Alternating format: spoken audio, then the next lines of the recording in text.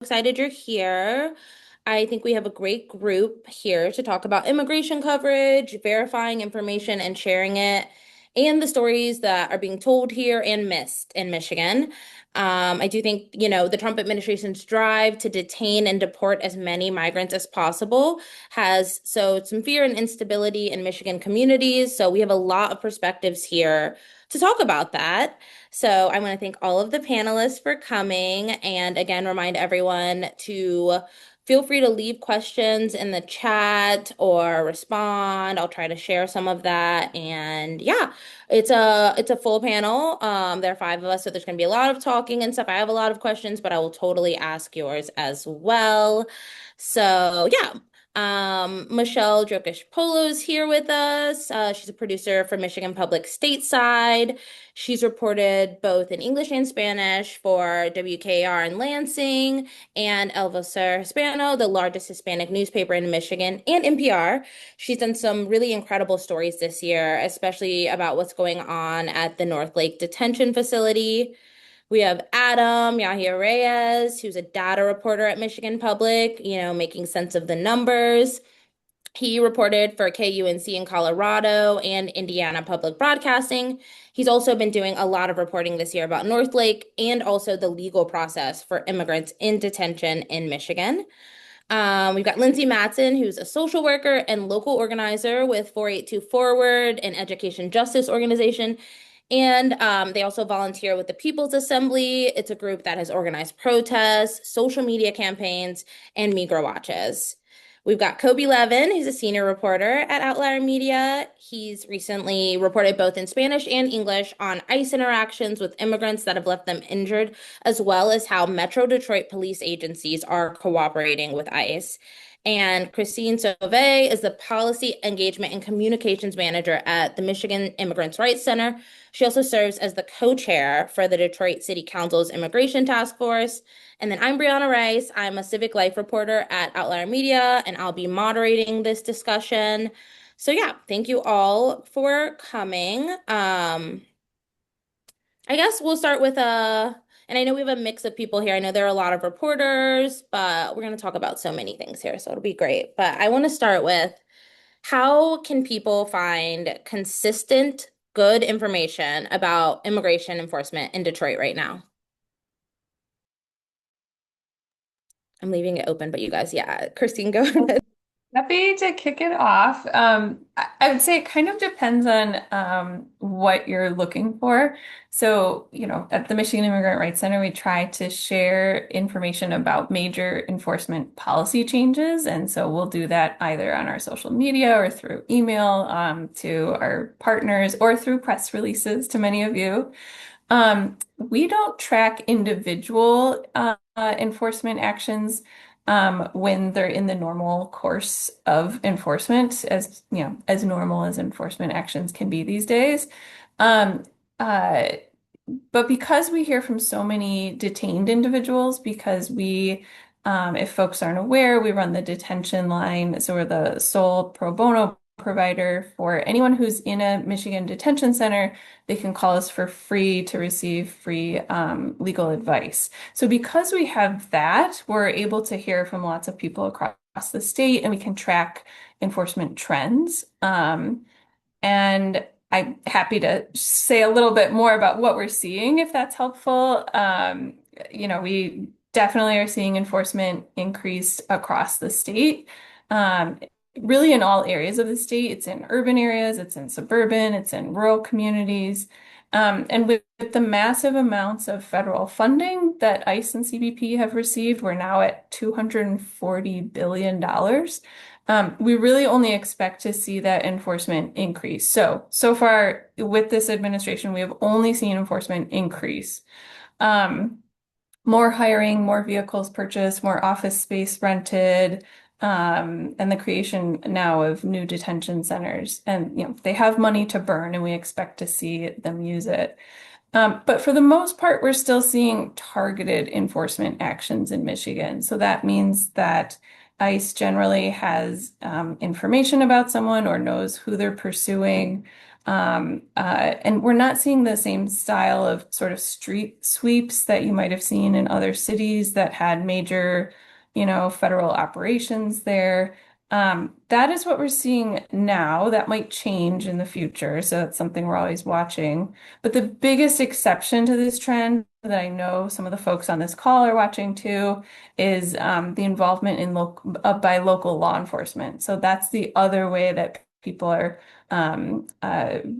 being caught up in this is that local law enforcement agencies are often inappropriately making traffic stops, pretextual stops, and then calling ICE or CBP really when they shouldn't be. And then individuals end up detained. And so if you're covering those kind of cases, I do encourage you to check out our guidance for local law enforcement agencies, and I can put a link in the chat. And I will stop there so I can pass it to others who have other suggestions for where to get good info.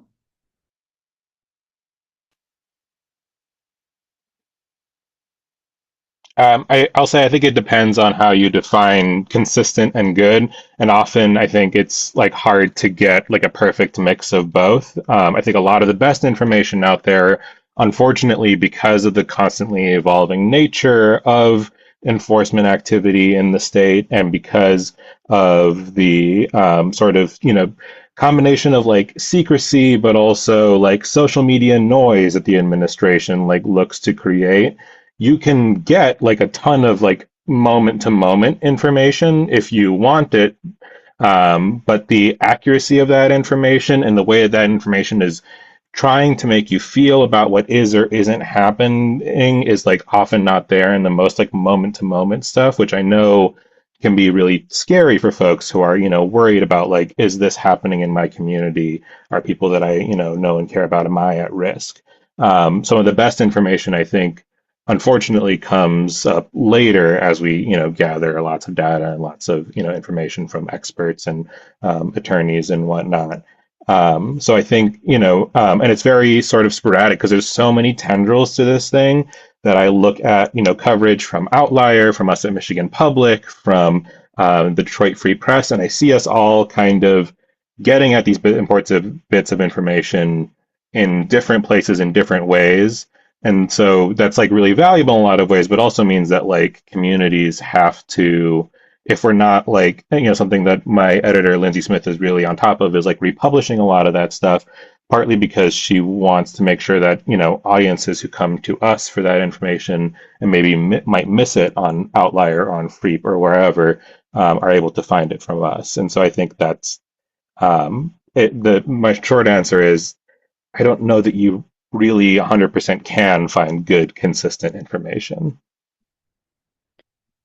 Yeah, I would back that up. So I'm an organizer with 482 Forward, so I'm kind of representing the community aspect of this, and I'm not a journalist, but I know and love journalists. And I think like one of the things that we could really use on the ground is I don't know, I feel like y'all have so much experience in how to research things, FOIA requests, that kind of stuff that like I have a lot of curiosity around how often local police departments are collaborating with ICE. We know from a story perspective. So, I work with teachers, parents, and students in my role at 482 Forward. A lot of times teachers are the first person outside of family to hear that one of their kids' parents was detained, or to hear how students are being impacted and how families are being impacted. Um, and so I think a lot of the information that I've been getting is through stories with individuals. And, we have teachers who are part of our network, both with 482 Forward, and then I also am a volunteer with the People's Assembly, who have lost one of our teachers has lost 43 students this year, either because been they've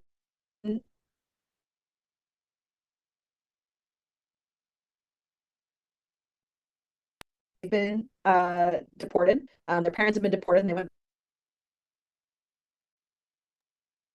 with Lindsay, we're kind of losing you. them.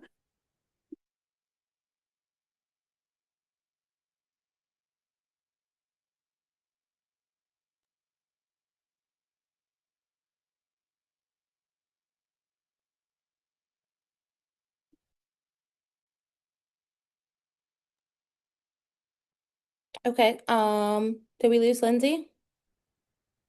Yes. Okay. I'm gonna come back to you, Lindsay. And just in case anyone heard me, Kobe and Lindsay are at Tech Town. We're having some Wi-Fi issues today, so Lindsay will come back to us. But I think my next question is, yeah, I think generally there isn't a lot of reporting or information in Detroit about how often ICE is arresting our neighbors in Detroit. Can you talk a little bit about why we're not seeing more stories about the frequency of how often this is happening and how much you believe ICE is detaining and deporting people in Metro Detroit? I'll throw that to anyone. Go ahead, Kobe. Yeah, I could take a stab at it. We do not have a regular count or solid data about what's going on day to day in Detroit. Any information that comes out of ICE has to be pried out through the Freedom of Information process that is slow and also is limited. ICE is notorious, even among federal agencies, for working to obscure data and hide what it's up to. And that makes it extremely difficult to keep high quality tabs on exactly what's going on in the city. There are high quality numbers about the number of people being detained at the state level. They're a little bit delayed, but they can be found. I think deportation data, the Deportation Data Project is like the key source for that. And those are folks at the national level who are doing yeoman's work um, through the FOIA process to get regular data. Beyond that, there really isn't anything. And so we're stuck trying to work off of anecdotal evidence. Um, and it is extremely important to not throw that out, to listen to folks in the community who are seeing ICE presence really regularly, or are having their families directly impacted from deportation down to just having a family member, who they're losing. So in short, Brianna, I can't give like a really concrete answer to like the number of folks last week who were detained in Detroit. Um, but it feels really, really important to take seriously the reports that we hear on the ground all the time, every day about ICE activity in the city. And I'd love to chime in on that and maybe connect to Lindsay's comment in the chat as well. Um, so part of what I said before, it's not as visible. It's a little bit quieter enforcement. So without that kind of, again, larger scale visibility, people aren't as aware of it, but it is, there's a lot happening. We do have lots of data internally, but our challenge is that we are a legal aid office, and so we need to make sure that we respect our clients' wishes and gain client consent, which even just the logistics of that is more challenging now because so many more people are detained and the time it takes to place calls in detention centers to, ask people for their consent to share their stories. But then even then, sometimes sharing their stories could harm their immigration case. So there's reasons, not to share data because of that.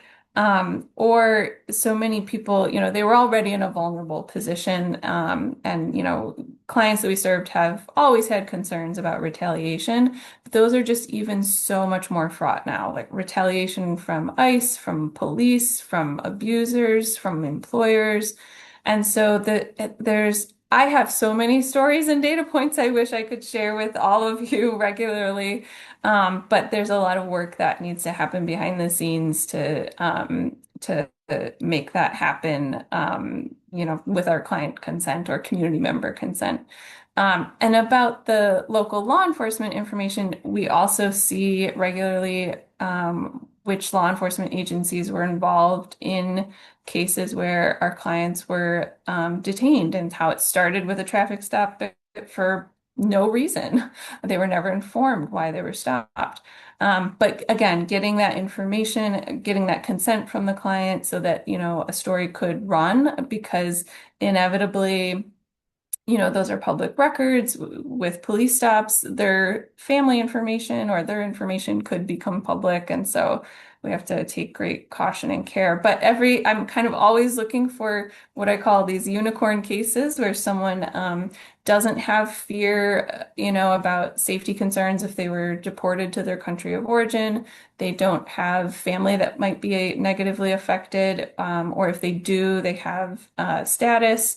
And so we're always looking for those cases where we can gain consent and then help tell these stories, and help get information to all of you so that you can tell these stories more broadly. Thank you. Yeah, I guess I'm gonna pivot just a little bit here, but one of the last stories I did at Michigan Public was with Michelle, and it was about a rumor that had spread at a Grand Rapids school about ICE and a student. So, Michelle, can you talk about that story? And then for everyone, as you respond, I'm interested in this question of, what kind of harm or good is there in community members sharing unverified reports of ICE? Yeah, so what ended up happening is that somebody was, I think maybe it was like a parent or a guardian was driving by the school and ended up seeing, these what appeared to them like unmarked vehicles, maybe it was police, that were at the school. And so they posted a like video or message or something like that on Facebook talking about what they had seen, saying, ICE is at the school, like, be careful and whatnot. And I think this person like had people's interests like in mind and wanted to protect individuals of that school and that community. However, it turned out like it was completely false. But because it was posted on Facebook and social media and it quickly spread, like kids inside the school ended up seeing these reports, their parents ended up texting them, like, even teachers were concerned because they didn't, they weren't seeing what was being posted, what the allegations were, they weren't, um, they some of them even thought, oh, maybe ICE is at the front office, they weren't there. And so really caused this sort of like maybe call it like a panic attack in that school community. A lot of kids were really nervous and concerned because they're either the parents are of different mixed status or undocumented themselves, or they themselves are. And the school, I believe, had to take like a few days, not off, but a few days to like decompress and provide resources to the children and support and, talk about safety plans and what their policies look like. In some ways, I think it was is good that it happened because I think the school district was more clear on what their policies were and sharing that information. Um, but at the end of the day, what was shared was not accurate, and um, it it put it into, I think it created this sort of discourse at the time of like, well, then what is accurate? How do we know when ICE is in our area? How do we identify? Who do we call? Do we post it? I will say like it's been over a year since that happened. And I see less like reports on social media about ICE, which I don't necessarily think it's a bad thing, because I think people are taking their time to like suss it out. Like, is this accurate or not? And like said, we're not seeing, at least not that I have heard, like what Minneapolis was seeing or like other cities have seen of like ICE, flooding an area and like arresting people, all kinds of people very quickly. It feels more targeted. Um, but Brianna and I worked on a story about how to give people the resources to identify when ICE is there, who to call. Uh, it was sort of like an educational piece to increase people's literacy around that. As sort of an aside, but related, like we do see this with our public officials sometimes too. I don't know if folks remember the situation where it was believed that ICE was arresting um, people at bus stops in Ypsilanti. That turned out to be inaccurate. And the like one of the primary sources of that inaccuracy was the county sheriff themselves, who had to later retract their statement about that. And I think, with especially with something like as sensitive as children in schools, making sure that like the information that we provide, whether we're, community members or journalists or officials, is accurate is really important in that like because these things are so sensitive, if we turn around then and find out that like, oh, actually that wasn't true, that diminishes like the trust, right? And it makes it feel like we like you see people online being like, are you just trying to scare us, right? Like, and there is so much out there that is like looking to cause fear and panic from people for profit or political gain or whatever it might be. And so, something like that situation with the sheriff, like there was not much that like anybody who covered that could have done except for like, go with that information because it was the best information available. But it does also sometimes it like serve as a reminder to like let's not be part of the fire hose. Like let's be a little bit of like a something that turns that down a little bit. Because when something like that does happen, if some people are getting arrested at bus stops, and we need people to know that, we need them to trust that we're not going to come back in 24 hours and be like, well, actually. So I think that, yeah, yeah. Yeah, I think that case is a good example of kind of thinking about best practices in kind of breaking news environments generally, because initially in that scenario, the eyewitness accounts were what most people were relying on. We got that reported to us as well. And I believe, that had gone to the sheriff's office too. And we saw this happen at a school bus stop. It turned out, but it took several days to kind of unpack the details that it happened to be near the school bus stop.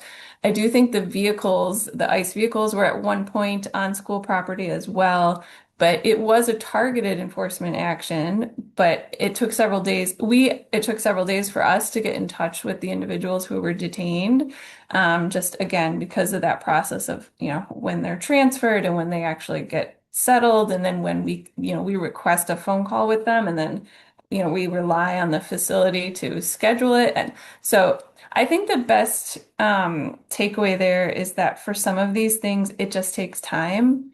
That would also be my plea in general, that if you have stories you're interested in, give us more time than you think you'll need because it just takes time to track things down with clients and individuals. And again, doubly so because now that people are detained rather than in the past cases where they would have been released, it's just harder to get in touch with people to verify information. Lindsay, I'd love to hear from you on this one, how organizers are thinking about how they verify and share information. Yeah, we are always trying to find, I'm sure like y'all are, the right balance of getting the information out quickly and timely because like Christina is saying, these are targeted enforcement. They're fast. So ICE right now is operating with a lot of secrecy. And I think nationally, ICE set a couple of cities, right? LA and Minneapolis, up to look like that's what a surge looks like, right? And so then you see people in Detroit say, oh, this isn't a surge, including the mayor, right? This isn't a surge. Um, and so I think like because ICE made everyone pay attention with that particular one, then people are downplaying what's happening in other cities. And so, I think like it's always hard because I want these things to be covered. Like I really do. I think, I'm an organizer across the city. So I don't just do immigration justice organizing. That's one piece of what I do, right? And it's very much still in Detroit seen as a Southwest Detroit issue. Um, we know that a lot of the enforcement has been on the east side, the northwest side of the city, downriver. We've seen these law enforcement agencies outside the city directly collaborating with ICE. And so I think if we aren't able to get out the information that this is impacting Black migrants, this is impacting Arab migrants, this is impacting people in other parts of the city besides Southwest, then we're going to continue to, people aren't going to pay attention because it's not a surge like it looked like in Minneapolis. And so we're in that same situation of like, how quickly do we put out a rapid response call, or how quickly do we put something on social media? How do we make sure we're verifying it? And because they're operating in with so much secrecy in these targeted enforcements, it also puts us in a situation where it's like that person and their family versus what ICE says. And there aren't necessarily a ton of witnesses or a ton of other information, right? Just the last 2 weeks with Yerlis being and what happened with her being taken by ICE. Some of the reporting that is really important that we're getting out, it still unfortunately says, well, ICE said this. ICE says that, and like, my stance as an organizer is that ICE can't be trusted for what they're going to say. But I know as a reporter, there's still, well, we have to say what I said, right? And so, I think like we use the salute acronym or salute, which I can drop here in just a minute. And then I think another place we've been trying to get better as the People's Assembly to track our data. And so we have pretty solid data on how many people are detained every week. And we've been putting that out, and it's the only ones we know. So it's at least this is the floor number, right? Because these are the ones that People's Assembly was contacted and we were present for, or we talked with someone right afterwards. So but we do have those numbers. We've been putting them out on social media. So I'll also drop the People's Assembly Instagram and social media handles. And that's a floor number for how many people we know were detained in a given week. And then we also have we're trying to also gather data about to get it out to the public about what trends and hotspots and things like that are looking like. And I would say one of the biggest trends is there are no, like, we don't know what ICE is going to do. It's very different every day. Yesterday, it was hitting several spots in Southwest and downriver all at the same time, right? So then the people who are out trying to support in some way were very overwhelmed. And so it's just going to depend. And I think right now, the trend is that there is no trend, and ICE is doing something different day to day. Um, but yeah, I mean, I think like I'll drop the Salute acronym. That helps with accuracy, and also like making sure we have all the information in place before we put out like a big public statement. And then I'll also drop the People's Assembly Instagram handle to make sure we've been trying to do better about tracking data to make sure that folks outside of Southwest Detroit know what's going on. And I think, I've really appreciated Koby's stories in particular that are centering individual families and their experiences. And I think that's been really helpful. Thank you for that, Lindsay. Yeah, I think this question's probably for Koby and Michelle first, but kind of anyone again. But yeah, I think there is a potential risk and harm always with using someone's name, but in particular right now there is. So I want to know from you two how and why you are deciding to protect the identity of sources, and yeah, kind of how you thread that line when you are both reporting on individuals. I can go first. Recently, Adam and I did a story about a trans woman who was allegedly sexually assaulted at North Lake and reported the incident. And when it came to that story, we ended up using one of her initials because at first, she really wanted to be public with the story, but I think throughout the time that we spent with her, many interviews, it was kind of like a 2.5 month process with her.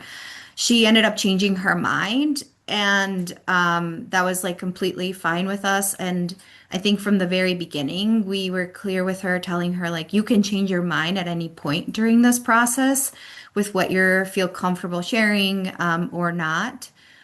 Um, I think, like, for me, I always give people the option. Like, how do you feel about this? This is what it could look like once you share.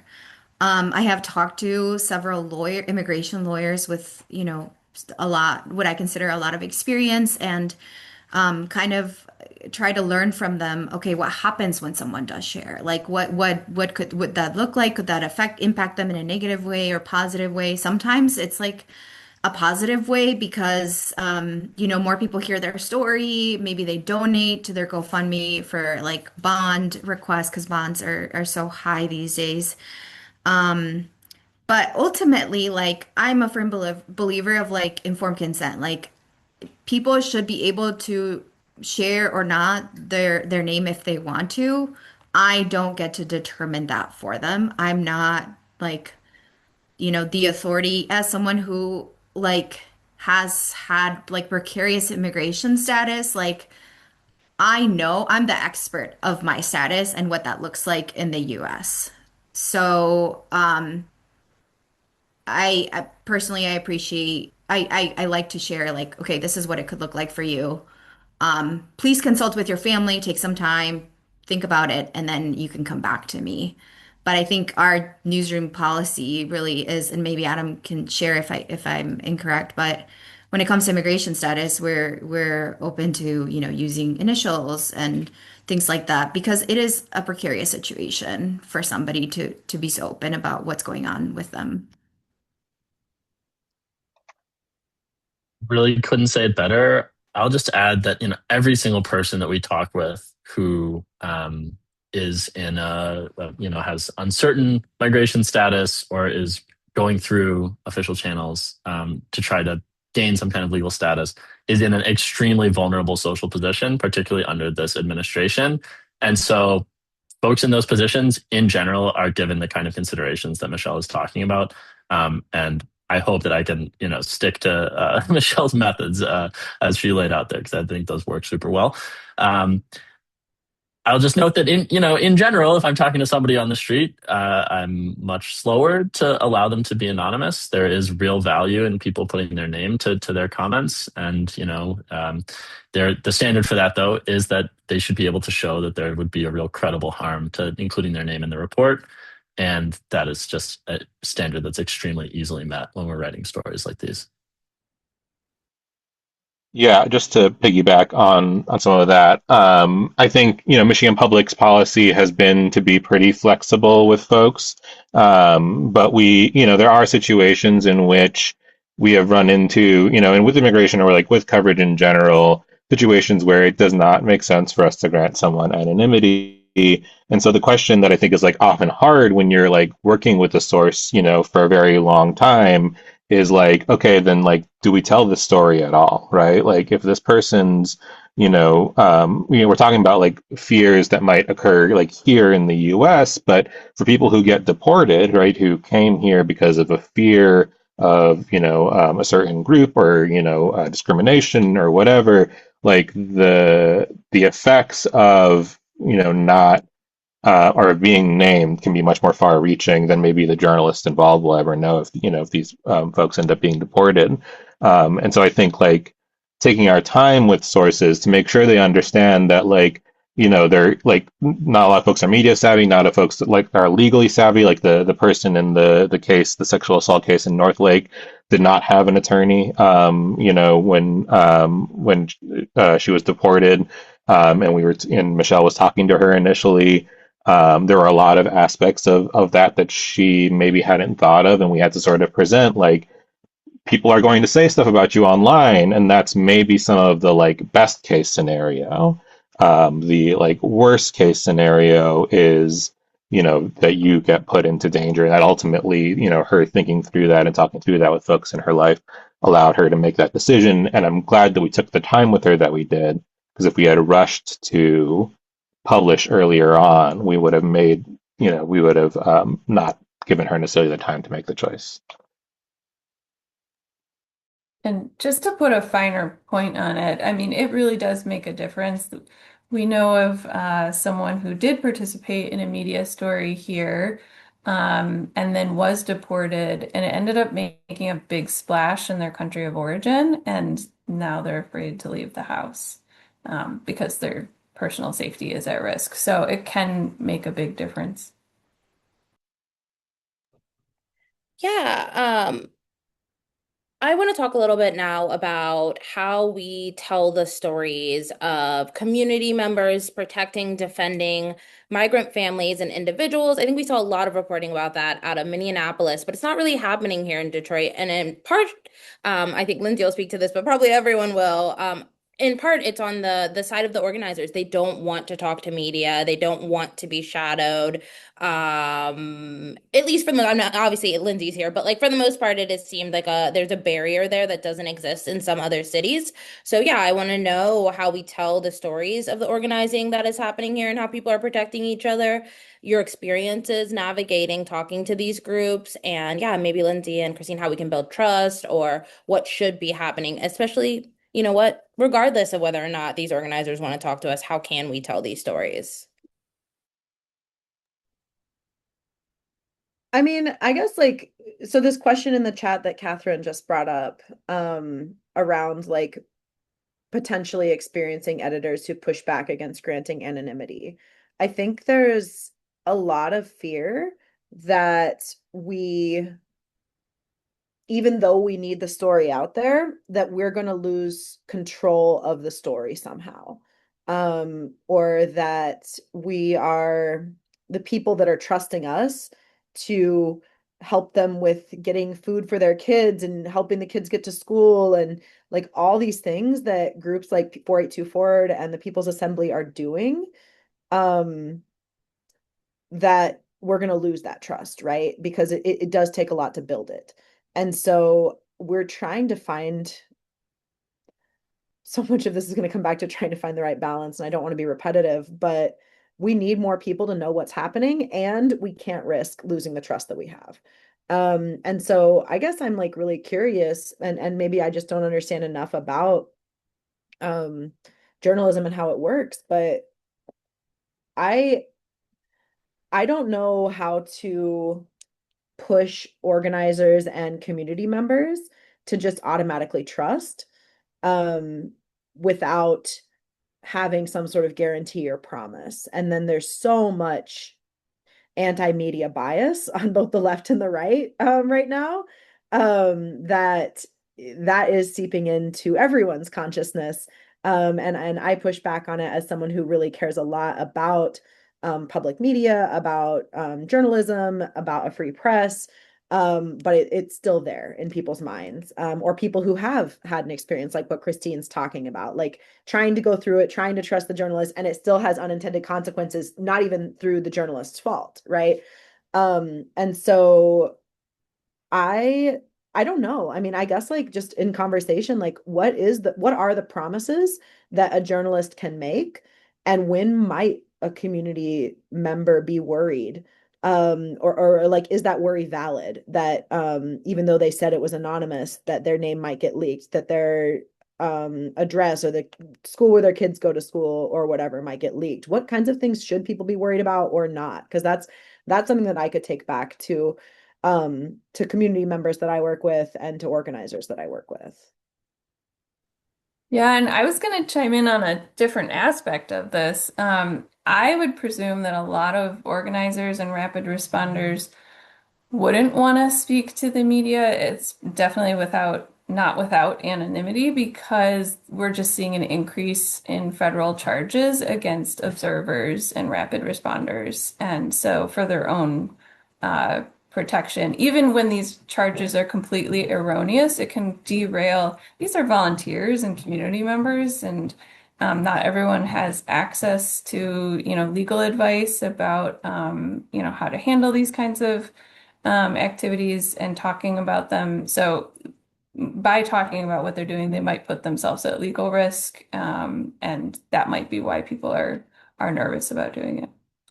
And retaliation, like we're seeing um ICE follow people to their homes or even lead people to their home, like show up there before we get there, you know.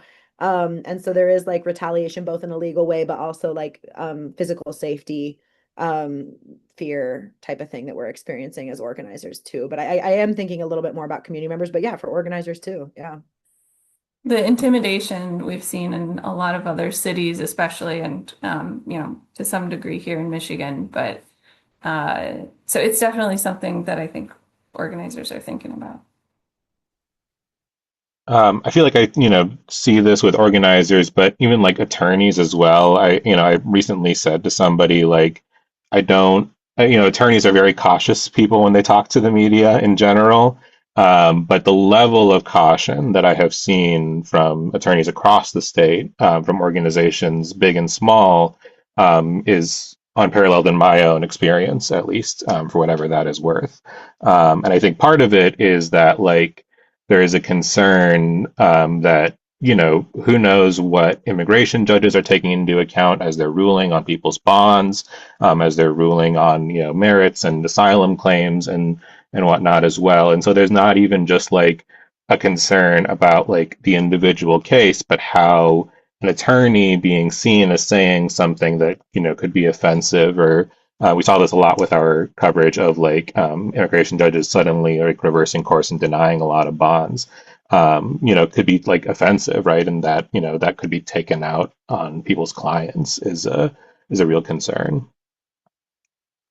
I think this is like not an easy answer, but it honestly just takes time. Like I've lived in Grand Rapids for a very long time, it feels like now, and I've developed like relationships with community and people know that I live here and I've been working here and I really care about this community. And so I think that I think for me specifically in GR, it's like a lot easier for either organizers or teachers or like someone in the community to like introduce me to somebody that's experiencing something that's maybe interested in speaking with the media, because I've already built those relationships.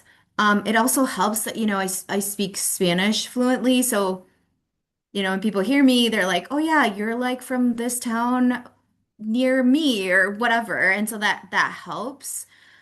But it really, I think the only thing I can really say is just like being embedded into community and like for organizers, like invite those journalists into spaces, like hang out with them, have coffee with them, and suss them out. Like, do you think they would be good for that? And set some boundaries with them. Like, this is what you can do in this space when I have you over. But I think that allows a journalist to like be known a bit more for by that community, and then that community can then feel comfortable reaching out or sharing their story if and when they want to. And before Kobe goes, really quick, I do hope you answer that part of Lindsay's question, Michelle, about what promises we can make as reporters. Like I will say in my practice as a reporter, I do usually tell someone the story I think I'm writing, which sometimes shifts, right? Like I think I'm writing about this and then I learn something. I tell them that and then I ask them if they have any questions for me. And then I try to every single story I have call someone back and be like, this is what I'm saying in this story. I don't let them read a draft, but I'll be like, this is the quote I'm using. Some people are like, I don't really care, I trust you. And some people are like, yeah, can you read that to me? And like, if that is like what people need to build trust, like that's really great, especially with traumatic stories, like giving people that control of the narrative a little bit there by letting them just be a part of the process, I think has been helpful. But Michelle, I'm interested in, yeah, like the promises you make and how you build that trust. And then Kobe, I hope you tackle this question too. I feel like I have my standard or like the way I operate when it comes to that has changed over time. When I first started, it looked very different than it does now. I don't really make any promises. I have a conversation with them and we go from there. I There are certain things that like, if this person asks like, "Hey, I don't want to share this. I don't want this to be included." I like keep to that. Sometimes there's no way for them to like know that I'm gonna do it, but I hope that throughout the process they understand that we're sticking to that agreement. And the other thing is like when it comes to somebody who is like in a vulnerable position of power, like somebody who's like in detention, right? Or precarious immigration status, I do spend time with them reading the quotes that we use. We set up a call, we talk through them, we work through the translations. If they want to hear their bite, that's also important. Um, I don't I don't do this with like, politicians or like leaders or, but specifically when it comes to somebody who's like I consider in a precarious position or whatnot, that's something that I will offer. And honestly, most of the time people don't ask to hear that. I very seldom people will want to know. But I think through by the end of the process that we've already built that rapport that they're like, oh yeah, like it's gonna be okay.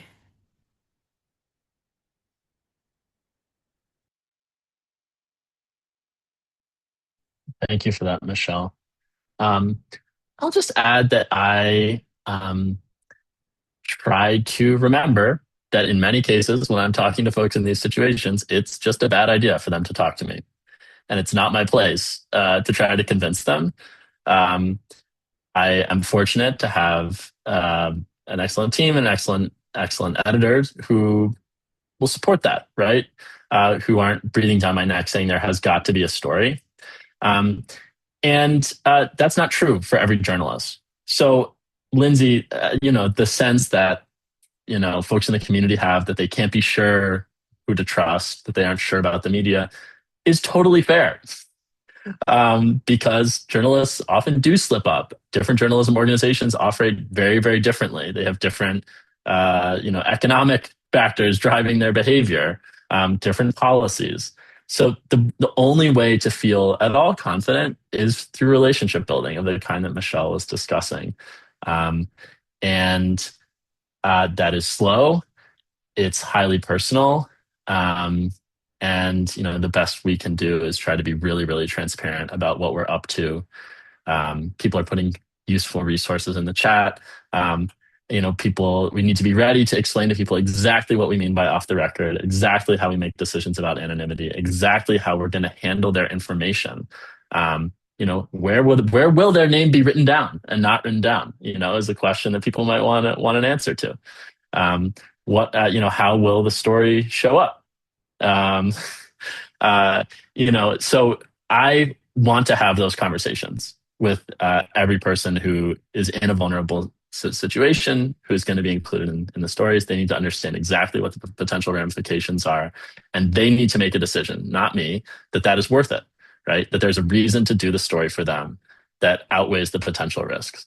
And the best we can do is try to keep on having that conversation over and over and over again, and build up trust bit by bit, because there is no contract, there is no guarantee. We're all just kind of working together, and trying to get to the least worst outcome in a really, really troubling social, broader social dynamic.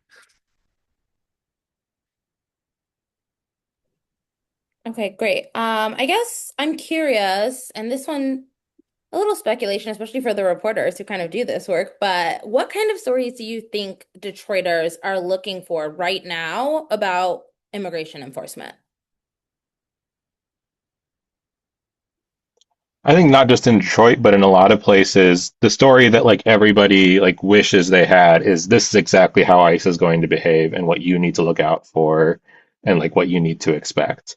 And unfortunately, I don't think that story can exist under this administration. If it could under previous administrations, is maybe even a stretch. You know, I think otherwise the stories that people are looking for is, stories that help them understand the mechanisms that, churn like that push all of this along. And that, allow for these arrests to happen and allow for these extended detention stays and then result in people getting deported or not deported. And even then, like the information that I can provide is like very fluid and imperfect. Like I think about, our stories about like, habeas corpus and bond denials and all of that. And just in the like 2.5 months since we like published the last story on that, it seems like things are already changing, right, in ways that are like, you know, difficult to like keep track of on the moment to moment. Um, and then, apart from that, I think, and this is again one that like I think people are wanting, but I don't know they can provide, is like hope that like their loved ones and their communities will be safe. And like, I wish I could say that that's like an easy thing to provide. I think to partially to what Adam already spoke about, some people are looking for information that might help them. And so we do appreciate those stories that cover the big policy changes, that give some of that information about what next steps people can take. Unfortunately, I think there's a lot of people that aren't looking for immigration stories. And so the key there is often the personal stories, which of course are also the hardest to get, but that's why we're, I think, talking about this so we can keep doing that. I think when we hear from community members who find out that the worker at the restaurant they love was affected, or their Amazon driver was affected, some things start to break through that this is affecting my community and people that I might know. And so but those are also sometimes the hardest stories to get, so hopefully we can keep working on that together.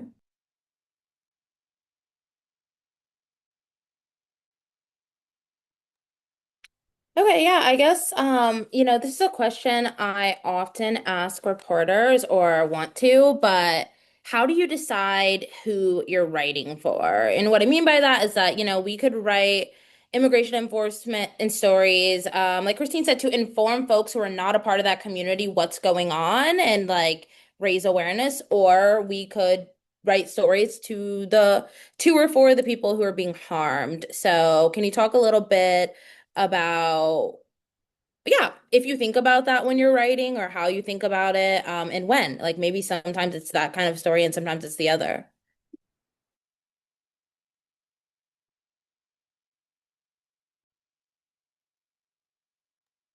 Go ahead, Kobe. I think you can do it.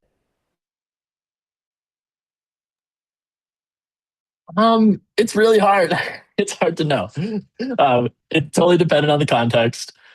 For me, um, I yes, Outlier is very geared towards providing people with news you can use, and to like give folks something to work with. And when the federal government is in a highly opaque way cracking down on people aggressively without regard for pre-existing policy, it's just really difficult to like get ahead of that, right? Um, so yeah, not to mention the just like rapidity and just like dispersed nature of what is happening is basically impossible to keep up with. Like there is simply no way that a news organization is going to do that. To be honest, yeah, my editor who I love might be mad at me for saying this, but I kind of think that like if anyone wins a Pulitzer for like this kind of coverage for anything about the immigration stuff, it should be Signal, the app, and not a journalist. Um, this is I'm stealing that from another journalist type who put that out there because like I'm in some of these Signal groups, I lurk around and and I just watch as people are um, gathering an incredible amount of information incredibly fast that is would be impossible to verify at a journalistic level. But that is like something that the community can go on. Um, as Lindsay said, they've gathered quite a lot of data. And so I don't know, Brianna, I don't have a good answer to your question. The kind of coverage that we do just seems we're kind of picking our spots.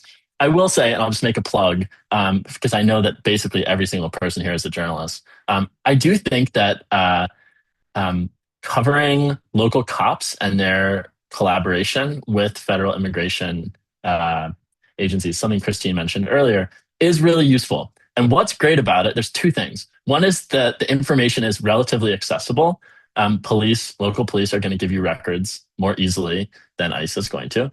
So you can, provide some accuracy, right? Ground your work in the documents like we all like to do. The other thing is that it gives local folks something to hold on to, right? Like your local police department is getting involved in immigration enforcement needlessly, but they're choosing to do that. Um, and that's something that folks might want to know. And so I do think that story, like I really like about that angle, that it has a clear audience, which is not just folks who might be affected by immigration enforcement, but by community members who might be feeling deeply disempowered by the fact that the federal government is acting in a way that can seem really difficult to or you know it can seem to shed accountability with kind of alarming effectiveness.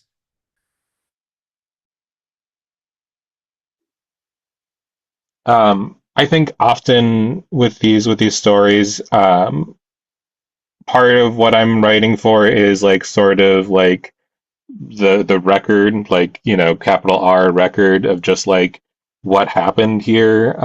If things change, I think understanding all the mechanisms that allowed all of this to happen are going to be necessary for whatever comes next. I think also often writing for the people in our stories. The story about Q, the person who alleged they were sexually assaulted at North Lake. That's a story that was important for us to tell because she really wanted that story told, because she was concerned that that was going to go ignored and uncared for, and unaddressed, if people weren't talking about it. But even like, when Michelle came to me and said, "Hey, people inside of North Lake are saying like, immigration judges are denying bonds, blistering rates like, not seen before." Like, it was important, it became important to gather that data, because we wanted to validate, those concerns, or if those concerns, turned out to be inaccurate, be able to like tell those, at least those individuals, that like actually, your chances are not as bad as you are, worried that you are. And it turned out that at least at that time, they were very much correct. I also think that like if we're talking about, who we're writing for, I think in general, news organizations need to get really serious about in like professional interpretation and translation.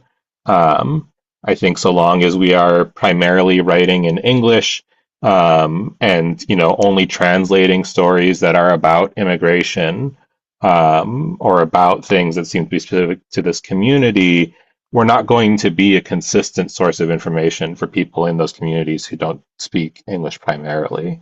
And so I think like, it's expensive. It's like it's a massive expense, but doing it and doing it right, is something that I think long term will be really worthwhile, like beyond this administration, as well. But um, yeah, I think that's the end of my thought.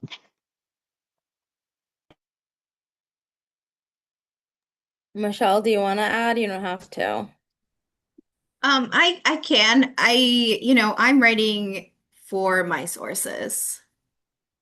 That's who I'm writing for. Like, those are the people that want to read the story, that are interested, their family members are interested, their community is interested. That's ultimately who I write for. I love that. Okay, we are getting close to the end here. So yeah, people, if there are any questions you have, please feel free to add them in. But I do want some actionable things, especially for all these reporters here. So I'm wondering, is there something we should stop doing when it comes to our collective coverage of immigration or immigrant communities?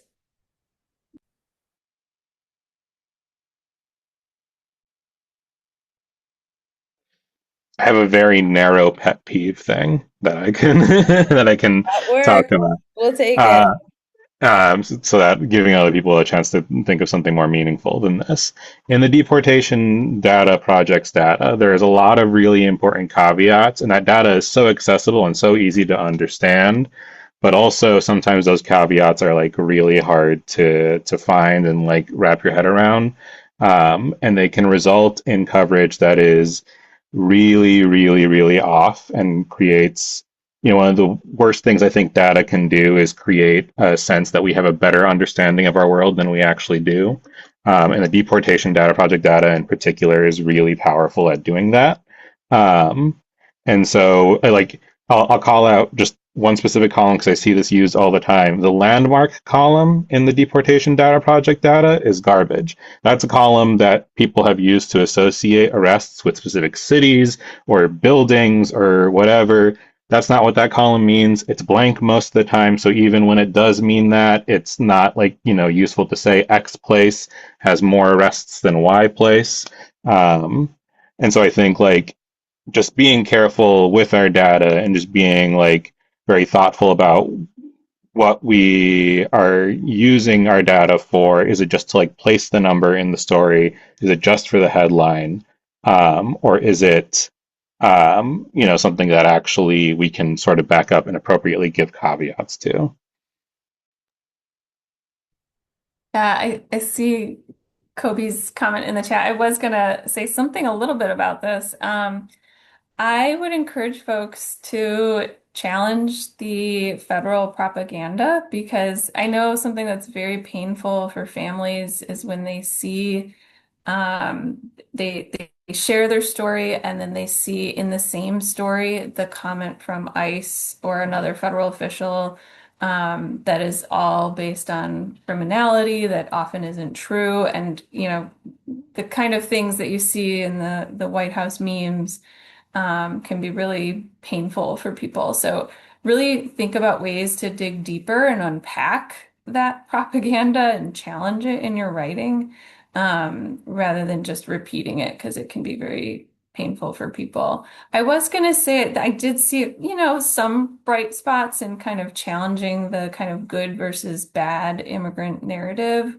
That's been a perennial problem for our communities. And we did see some movement on that with the coverage of the Southeast Asian refugees who began to be detained last summer. So, kind of unpacking and providing more of that nuance of, people who might have committed crimes as a youth and then, served their time or released and then giving back to community in so many different ways and have been here for decades after, and how they contribute to their communities now. Immigration has always been very complex and nuanced, yet a lot of the stories and the tropes around immigration are very, simplistic. So just trying to give more context for the stories that you're telling and unpacking the policies and challenging the propaganda, I would say is helpful.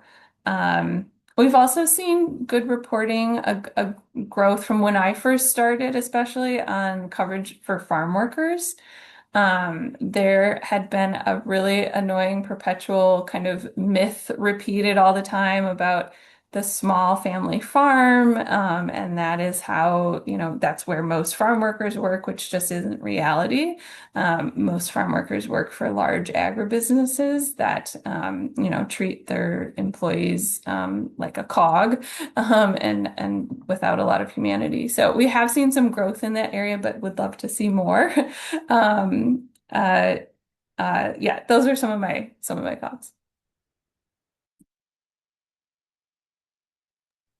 I was going to bring up the same thing as Christine, that it is just really hard. Like folks I've worked with, like they're almost like they're proud when a story comes out in a weird way, right? Like that, like, okay, we talked, we said our thing, we're getting it out there. This might help other families, but then it is really hard to see those comments from ICE. And I've had to sit with folks through kind of explaining like the best I can, why that is being taken at the same level as their story and their harm.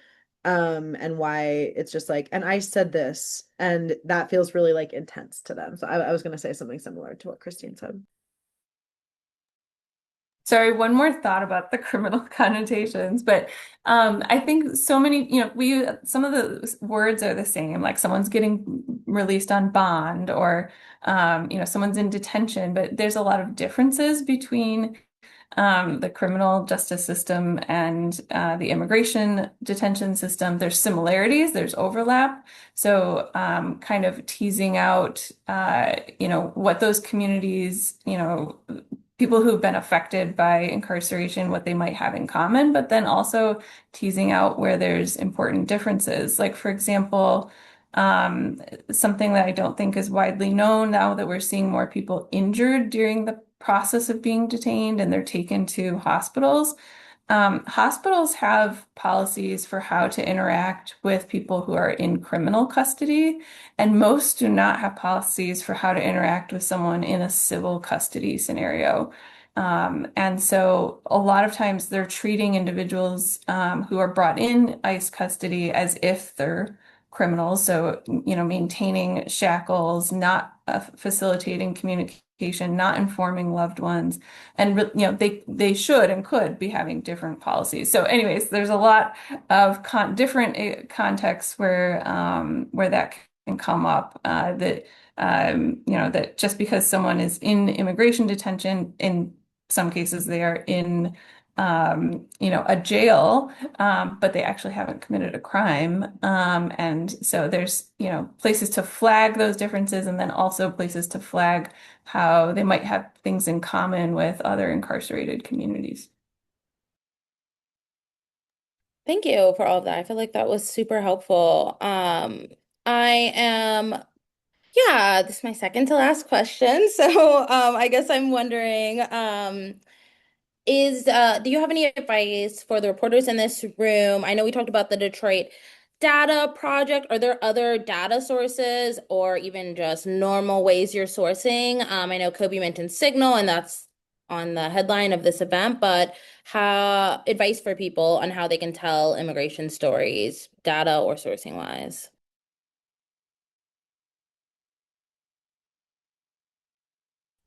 I would say everything is on social media. Like there's so much on social media and like a simple message to somebody who posts about a group might get you into that WhatsApp group that is full of people supporting immigrants in detention. Um, so yeah, like I think some people don't realize how much identifying information they share on social media and how easy it is to like find who they're talking about. But just being that kind of person on social media, I think really, really helps. I was Um, going to say, if there's a topic you're interested in, call us. Because actually, from my vantage point, there's a lot that's not on social media. There's things that we're monitoring or tracking, but and we might be able to build a story with you. So let us know if there's a topic you're interested in, and we can also share trends that we're seeing. And sometimes it just takes time to, like I said, gather the information from the affected people, get consent and proceed together. But there might be trends that you're hearing about and wondering if they're actually happening in Michigan. And sometimes we can verify that, but we're not putting it on social media. So feel free to reach out. Um, I was going to say habeas corpus rulings are available online for free, and you have to go through a lot of them, but sometimes they contain nuggets of information that are really valuable as for finding out things that aren't being discussed widely. Like one I'll throw out there because I've been wanting to look into it, but I just haven't had the time. If anyone wants to look into what the Marysville Surveillance District is, I've seen that come up in a ruling. before as a reason that somebody got arrested because the surveillance district scanned their license plate at a workplace. Um, that's just like one of many, many, many threads that you can find in these rulings, and like you have to go through a lot of them to find those threads, but they're there. And they're completely free and online. You don't got to go to the courthouse. The rulings are, if you want to see the petitions behind the rulings, you have to go to the courthouse or get it from the lawyer directly. But lawyers' contact informations are often attached to the cases where you'd find the rulings. So if you need more information, you can go directly to them. Are Yeah, you to using Adam's Pacer point. for Oh, that? Sorry, I just had a question. Are you using Pacer or Recap to find that, or where are you going to find those reports? Recap Okay. is primarily where I go for it, but Okay. GovInfo also is a good place for them as well if they're not on Recap already. And habeasdockets.org is a volunteer-based organization. There people are putting up not only rulings but also other docs attached to habeas cases to try and make them more widely available. Thank you. I was just going to add a caveat to that. So please do reach out to the attorneys on those cases. Just to flag that for many of these folks, I don't think they would have chosen to put their information public, but they're forced to in order to, to file a habeas petition and to be considered for release. But there's a lot of other reasons, like, yes, their information is already public, but sometimes there's reasons that person might not want to do further media or want to have their case highlighted in the media. So just please do check with the attorney on record just in case there is, major concerns behind the scenes. I was gonna say just a couple of things that I've been thinking about that kind of answer your question, but are kind of just things I wanted to get out. Um, One, I do think, like Adam was saying, if we don't start to invest, if we don't see, like, a lot of people I talk to, they don't know what WDET is. They don't know, they know what the local news is, like the at night news, right? Or they know social media news. And so I think especially if folks feel like they want to be writing for impacted community, um, there might need to be some creative ways of going about that. Is it cross-posting with popular Spanish or Arabic or Banglo or French media, right? Is it cross-posting? Is it writing something with El Central? Is it being on some of the Latino radio stations, things like that. So I think like starting to get your in through people and organizations that are already in the impacted communities where we want to be increasing trust. I think something that's been really working is, so we're talking a lot about covering enforcement and detentions and things like that, but I think also covering the resistance efforts. And so something that has been really cool that I've appreciated is I work with an organization also called My Students Dream. It's kind of a project of 482 Forward, but it's looking at the intersection of immigration and education justice. And we primarily work with teachers and students in Detroit schools. And we've been working with a reporter at Chalkbeat who's been very patient with us, who is, coming to our meetings, getting to know us, not writing stories yet, but just showing that she, because it was this back to this trust issue. People are nervous to really share like what's going to happen. We're going to lose control of the story.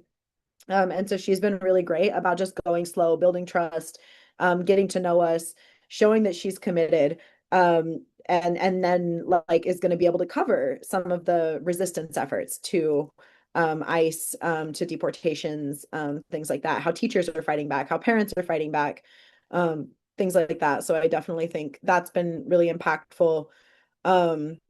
And yeah, I mean, I think stories are really effective when you can get them because I don't, and maybe it's who's the protagonist of the story. Maybe it's not the person who's most impacted. Maybe it is the teacher who's overworked, who maybe has a little bit more safety, right? And isn't as at risk, but still could tell their story, and that's impactful. Or a pastor who's had congregants who have been taken. So maybe thinking through who the protagonist of the story is, but can still build trust. Because I really think the thing we're missing the most is that folks don't feel connected to the issue. They see what's happening in Minneapolis and they hear maybe one or two things that are happening here, but it doesn't hit for them until, oh, that happened at the bus stop that my kids take, or oh, that happened at the food bank where I picked up food, right? And so those types of things. So however we can find a way to make a personal connection between what's happening um, and people's everyday lives. But maybe it needs to get creative with who we're talking about, who the story's about.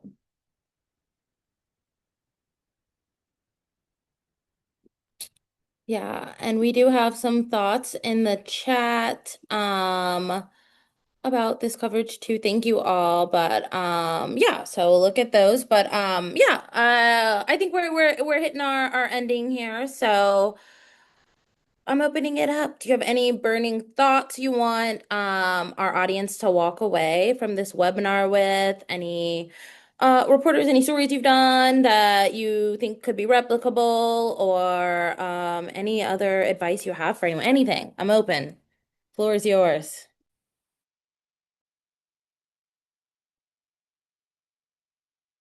I really want to see more collaboration across newsrooms. A lot of us are requesting like the same FOIAs or whatnot. And like I personally, I don't it, yeah, I'm open to collaborating and like if a reporter from Outlier had somehow learned about the story that Adam and I were working on and was interested in offering something, I think both Adam and I would have, this is a hypothetical, but I think Adam and I would have been open to figuring out what that looked like. Maybe they had heard from another person who was sexually assaulted at North Lake, and we could have incorporated that story.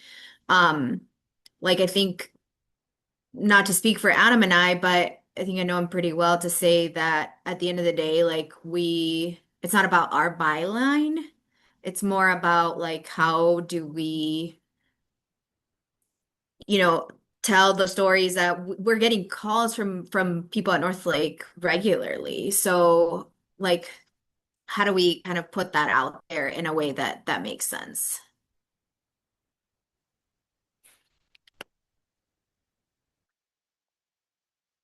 Brianna, is it okay if I say something? I would love Um, it if you said something there. so one of the things that I worked on recently, and I will say that I'm very new to covering immigration, it's a little daunting for me because I feel like I don't have a lot of training on how to do it well. And so I was really figuring out stuff on the fly. But the story I worked on essentially, it wasn't for WDET. It originally was scoped for WDT. It was about the initial story was for WDT was about Ramadan accommodations and the Muslim population in the detention center at North Lake. And I was just looking at whether or not people feel like they're comfortable and they think they're going to get accommodations. And it was really central to one story. Like it was one person and that experience. And it wasn't like roping in a whole bunch of people, but it was like very much one family's experience looking into it. And then I ended up building on that piece and doing a story for Religion News Service, looking at working with another reporter from Religion News Service about the same thing, but we were able to rope in a couple of different communities. And it ended up being very like we had to be very careful because in some cases, like Christine was talking about, some people were not willing to speak publicly, or maybe we had to talk to a chaplain who can tell us about some of the issues on a little bit more generic level. And then mention some of the cases that were already publicized on social media, or like a lot of people already knew about them, that might also be tied into some of the detention centers and things like that.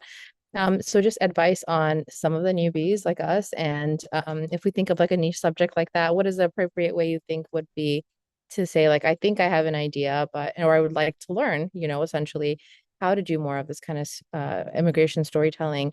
And perhaps I can't drive out to North Lake often, but you need an extra pair of hands or something, or extra pair of eyes to learn how to do some of this reporting, because I think it's going to be an ongoing thing that we should be paying attention to.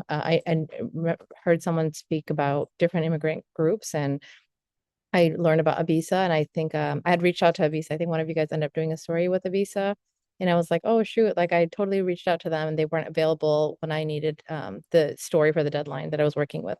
But things like that, like seeing these niche populations popping up and really having that conversation that it's not only Southwest Detroit is so important, I think.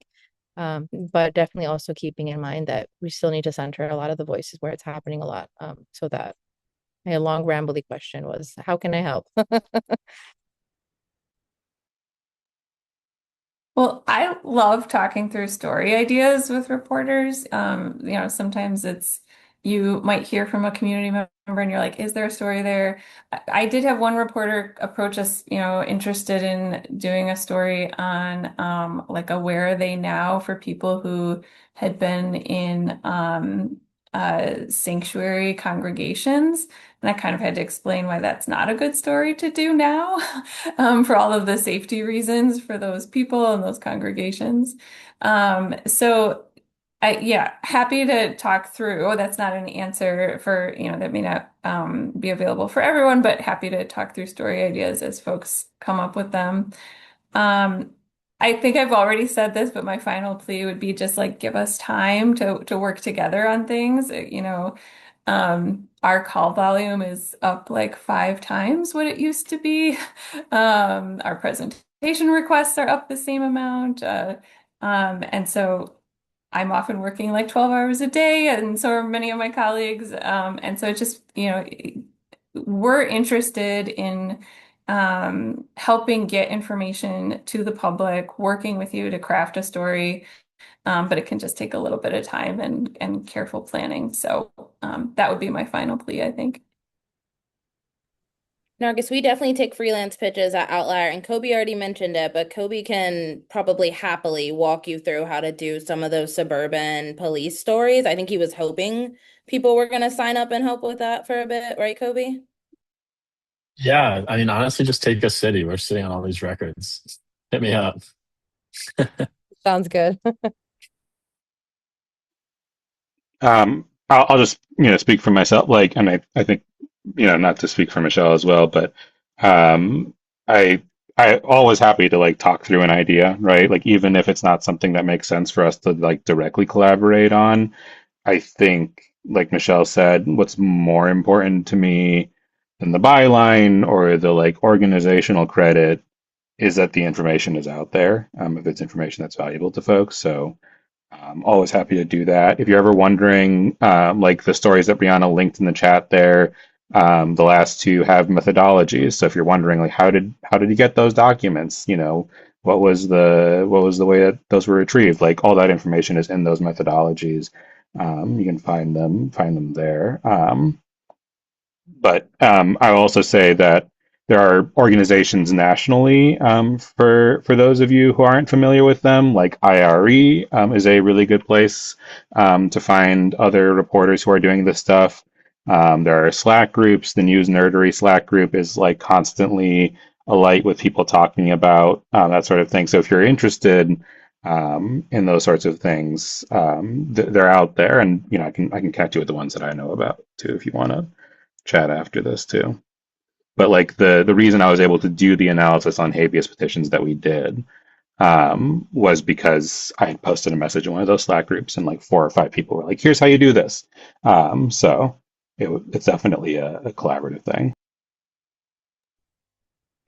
I know I used my last question to do most of my burning thoughts, but last thing, People's Assembly, alongside a bunch of other organizations, including 4824, Detroit Will Breathe, Detroit DSA, a bunch of groups, are hosting the Detroit People's Tribunal. An official press release will be coming soon. But this is going to be compiling and bringing together the stories of a lot of folks who have been impacted. We're going to be presenting evidence around ICE's unethical, immoral stuff they've been doing in Metro Detroit, and also really encouraging people to get more involved. So this is June 27th, 1 to 4. It's at St. Matthew's and St. Joseph's on Woodward Avenue. And we are definitely hoping to get good coverage from press. So this would be a good opportunity around some of the what is resistance looking like? How are people being mobilized? We've got a lot of churches and unions who are probably going to bring their members. So that's kind of the idea with that event.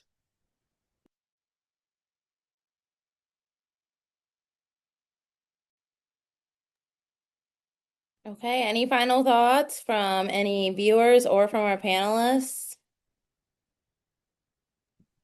Well, I put it in the chat, but I will uplift. We really do appreciate everyone like helping to file FOIA requests and get information. That helped bring some things to light. And I just brought up the example of the MDOT approving the placement of CBP automatic license plate cameras, automatic license plate reader cameras in Michigan. So that was through the help of FOIA requests by a local reporter.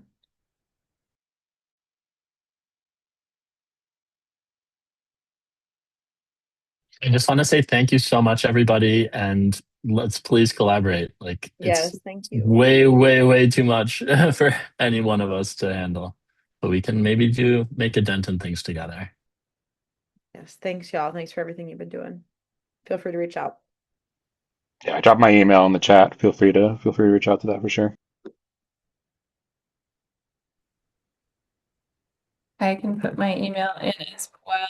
But we really do appreciate all of your reporting, and it means a lot to the people that we serve. So thank you. Thanks, everyone. It was a very fruitful conversation, and we got through almost all my questions. So good job.